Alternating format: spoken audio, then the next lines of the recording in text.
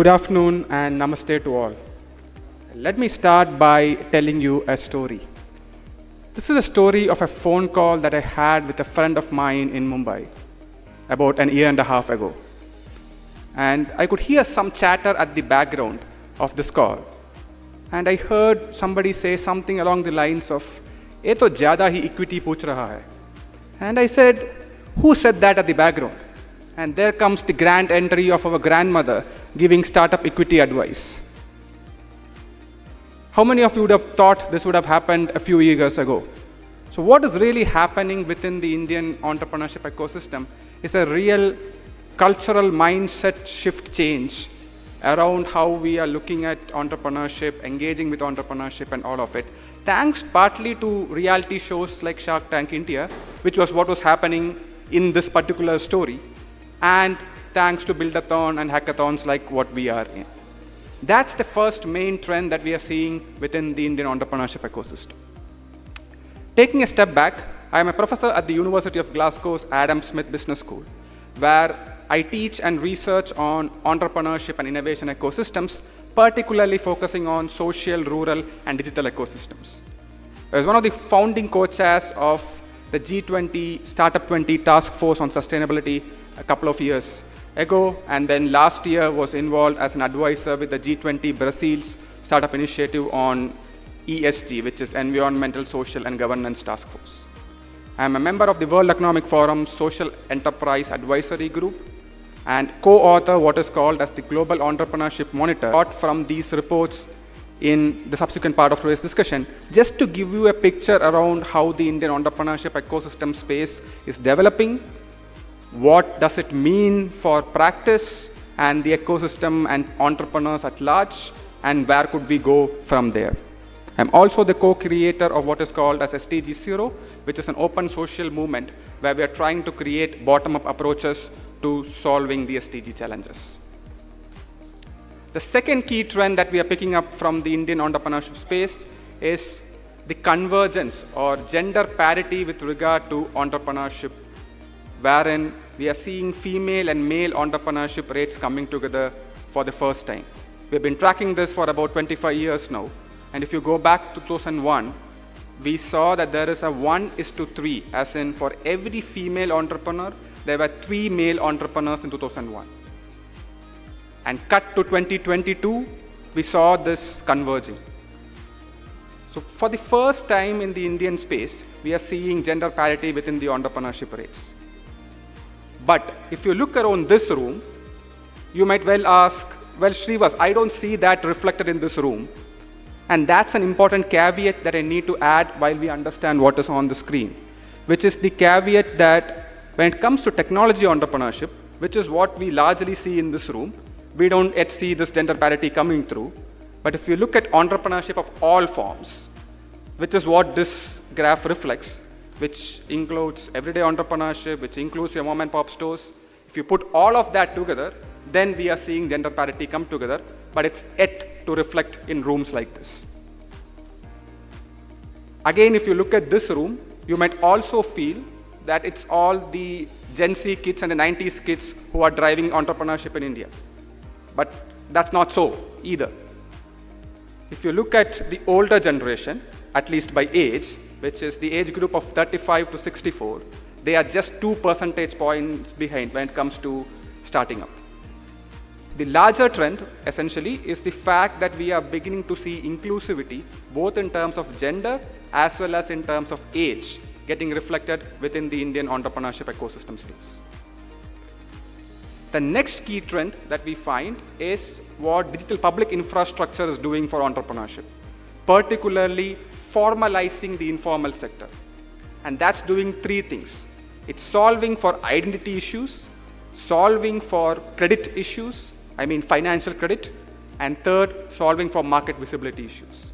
And that is fundamentally transforming informal entrepreneurship within the Indian space. A related tech trend is the early niche that we are beginning to see around what we would like to call as heritage tech entrepreneurship. This is the likes of people training small language models on the Vedas, or like many of you who are in this room who have built assistive sort of virtual reality or augmented reality technologies for experiencing heritage spaces, that's an early niche space that we are beginning to emerge. As Professor Ramesh was saying earlier on, we don't see the virtual reality headsets reaching that inflection point yet, but there are other ways by which these technologies could really transform the way we look at religion, culture, and heritage. Just to give a personal example, so I have this habit where whenever I go into a new city, I try and take anuknya or permission from the Sthala Devata or the city's main lord. And following that habit, when I reached Nashik for the first time on Friday, I went into Triambakeshwar.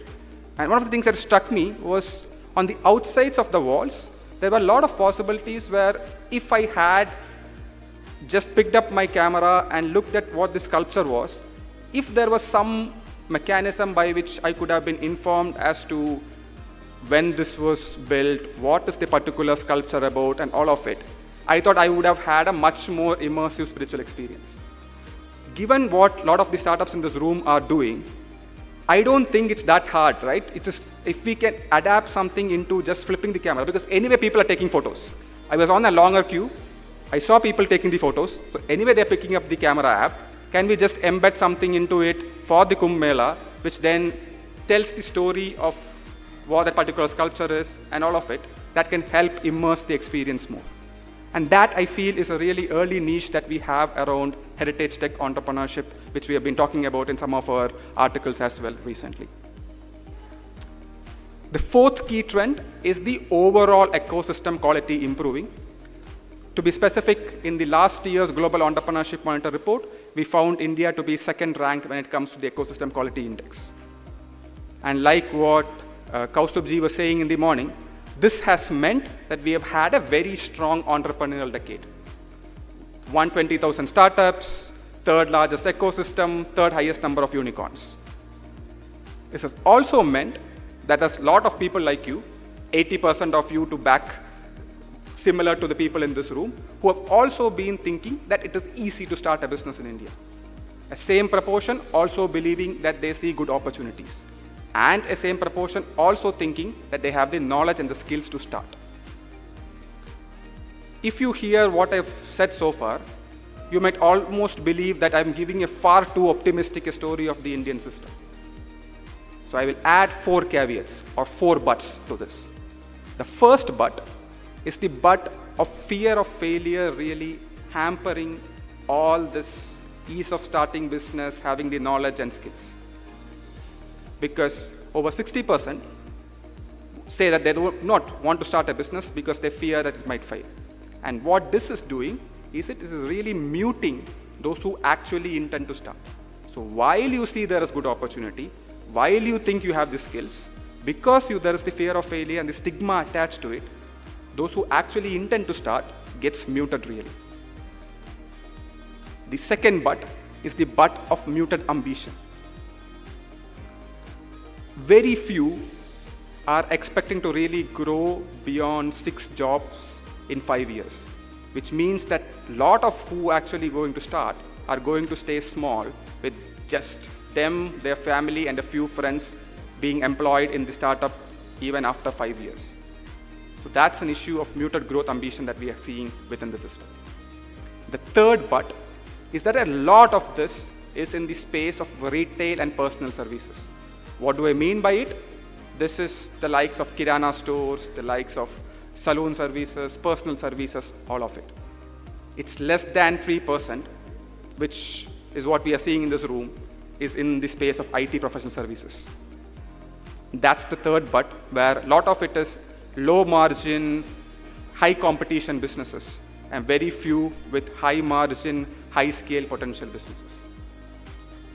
The fourth but, reflecting what again Kaustubji was saying in the morning, is a lot of this is extremely concentrated. If you go by DPIIT stats, over 60% of them are in 5 states and centers. Just to follow up from what Atal incubation centers might do. The next thing that we need is more for democratizing entrepreneurship support to spur it in the tier 2, tier 3 rural areas of India. What we probably need is not just more training programs, but more closer engagement with local communities that will really power community-led venturing. Can we also think about expanding the Atal Community Innovation Centers, which are focused particularly on the rural areas of India? These are my calls for action from what all the stats tell us about the current state of the Indian entrepreneurship ecosystem.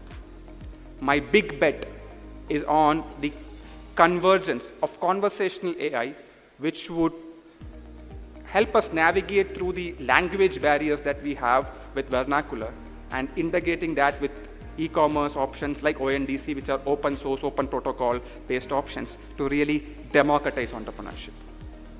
A really good example that I recently visited to learn more about is e-Samudai in Udupi. Udupi is a very similar Tier 2 city to Nashik. It's again a spiritual town, it's a Tier 2 city in Karnataka, so very similar in terms of the dynamics of the city. And what e-Samudai does is they connect local buyers and local sellers. But the important learning that I took out from them is first, the effort that they had to put in when they're building a startup out of a Tier 2 city is to work on co-creating the ecosystem. What I mean by this is they could not just focus on what their particular app was, but rather they had to build other startups which were doing some IT support thing. They had to build their capacity to augment with what they were doing. They had to go work with digitizing the grocery shops, because these grocery shops historically over multiple generations were working on just cash-based transactions. So they had to go work with grocers, understand what their inventory is, digitize all of them up. So they had to do a lot of things which in a Tier 1 city you would almost assume to be there. They had to go work on the ground to co-create a lot of the ecosystem around what they were doing. Second, they had to create local role models. And here, from some of the, again, interactions from yesterday, it was really interesting to understand how Revamp Moto became a local role model for the drone docking station that we see outside, and how the drone docking station startup became an inspiration for Drone Deco, which is the next one that you again see outside. So such local role modeling effects is another key thing that we need in the Tier 2 cities to really spur the ecosystem. Third is the importance of aligning with the local culture. So what they did in Udupi, for instance, is they would do local cultural events. And that became a mechanism of how the buyers realized about this app. And then some of them began to pull in small pots of money into investing in the app and investing in these small businesses itself. And then they also gave autonomy when they scaled from Udupi to other Tier 3 cities. So they've gone from Udupi to Bhimavaram and Kapur, which are Tier 3 cities in Andhra Pradesh. And what they've seen in that scaling up is giving autonomy to local entrepreneurial networks to the extent that they can even change the name of the brand.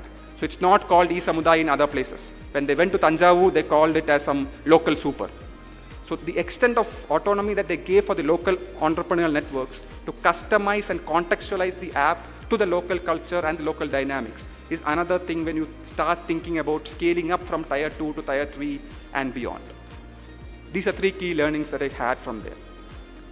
Rounding up my talk, again going back to Triambakeshwar, where I started my Nashik trip from, given the three lingas, which is Brahma, Vishnu and Mahesh, the call for what Nashik could do is look at creation, which is agri-food, growing, one key sector where we could focus a lot on. Second, Vishnu sustains the world. So look at sustainable tech, which is climate, air pollution, water pollution, all of this can be integrated well with the Kumbh sandbox. And third, Shiva talks about liberation and moksha. So heritage tech could well be your way of woving the world of understanding and linking back to the roots of Indian heritage, getting people to realize the wow factor to it, and then get them into the path of the four Purusharthas, Dharma, Artha, Kama, Moksha, and that could well be the sandbox play for Nashik going forward. Thank you so much. Namaste.